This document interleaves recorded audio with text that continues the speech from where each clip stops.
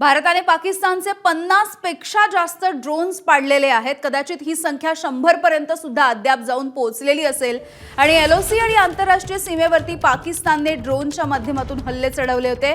उधमपूर, सांबा, जम्मू, अखनूर या सगळ्या भागामध्ये पाकिस्तानने ज्या वेळेला आपले ड्रोन्स उडवले ते सगळे भारताने पाडले।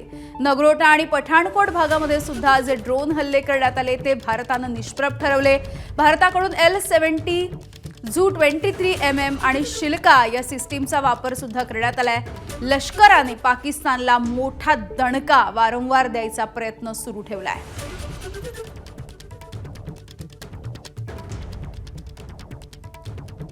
त्यामुळे आपण बघतोय पाकची 3 लढाऊ विमानं आतापर्यंत भारताने पाडली आहेत। सगळ्याच पातळ्यांवरती पाकिस्तानला ठोकलं जातंय।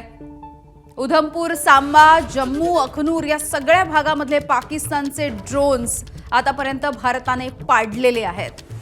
नगरोटा, पठाणकोट या भागामध्ये सुद्धा किंवा एलओसी असेल या सगळ्या परिसरामध्ये पाकिस्तान ज्या वेळेला ड्रोनचे हल्ले करायचा प्रयत्न करतोय, गोळीबाराचा प्रयत्न करतोय, त्या सगळ्याला भारताने तितकंच चोख प्रत्युत्तर दिलंय। एबीपी माझा, उघडा डोळे बघा नीट।